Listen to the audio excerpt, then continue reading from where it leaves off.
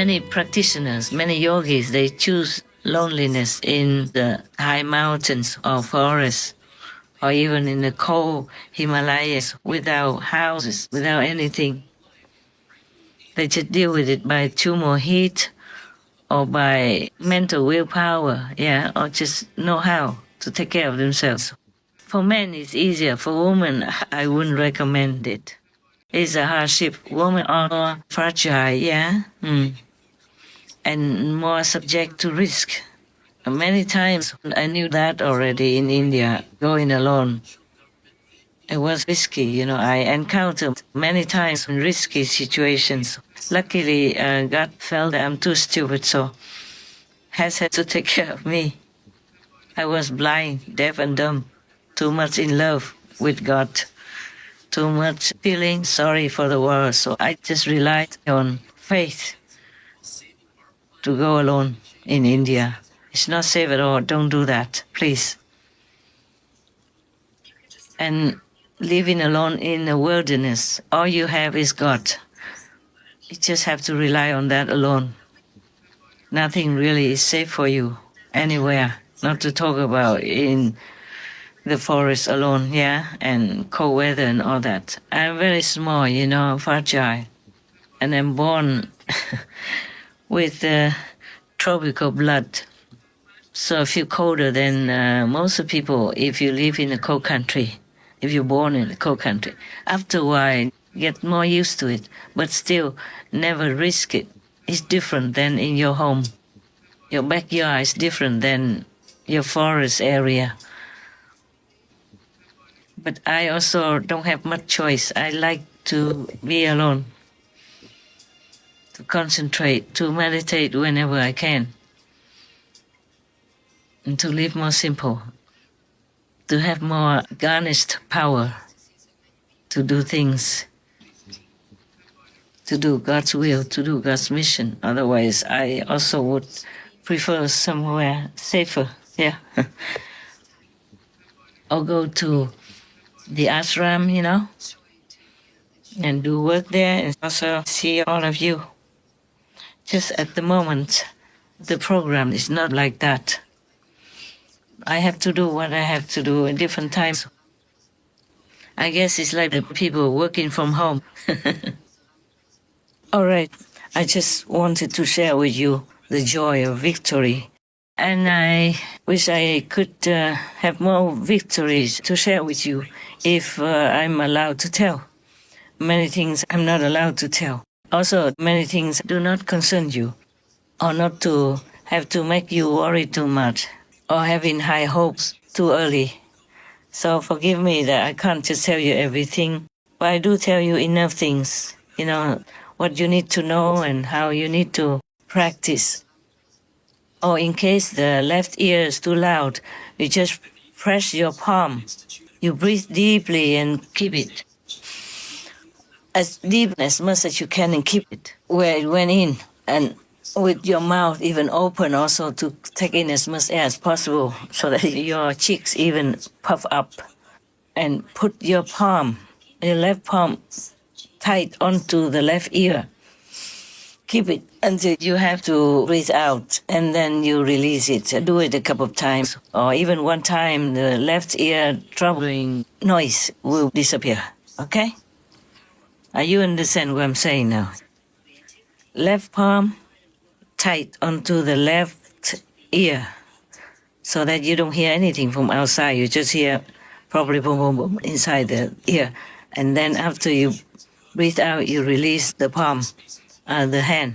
Press your left palm, the inside palm, not the outside bony area, but the inside of the palm. Press it on your left ear tightly. Keep it there with your breath in. And when you breathe out, okay, then you release the palm. And you won't hear that disturbing noise anymore. That disturbing noise on the left ear is never good, okay? When it's gone, then you don't have to hold your palm like that anymore. But you could do it a couple more times just to be sure, and then don't do it again. You can press the left and the right palms both at the same time together, tight onto both ears, and release them together with the breath. That's what I just remembered now to tell you. For some new people, yeah, breathe in very deeply and keep it. If you breathe together with the mouth also to bring in as much air as possible, even the cheeks pop up or not, and then you press both palms on both sides on the ears very tightly and release them together with the breath when you breathe out last. After you keep it for so long and finally you release the breath, breathe out and also release both palms, not just the left palm. But even if you don't have time to do too much, when you're too busy, then you sit there and just breathe in and cover the left ear alone is also enough. And then with the right ear, you still can handle your phone or write things. Sometimes I have to do that. If I'm too busy, then I use my left hand to do other things and use my feet to do other things at the same time. Or just use one hand to spoon feed myself and the other hand to continue working. Super. Now and then, breathe deep, okay? Remember. And then walk out sometimes in the fresh air, yeah? Don't go too far. And you have to be dressed warmly before you walk out of your tent or your warm area. Another thing is at night, you should not leave the heater on unless you arrange it well. So that, for example, the tent, you can leave it open only with the net door closed so the air can come into the tent. But the outside of the tent has to be securely protected by just even a soft, clear plastic sheet or even canvas or cloth. It's a very free life. But you must take good care of yourself, okay? At night, you must turn off the heater or you put an alarm, so that you see whether or not maybe you sleep too deep or meditate too deep so you don't feel that the tent inside is too hot or your room is too hot. You put an alarm clock so you wake up and turn it off or turn it lower, something like that. And you must always have a warm blanket, yeah? And warm packs. Because the heat is sometimes too hot and you can't control it too much.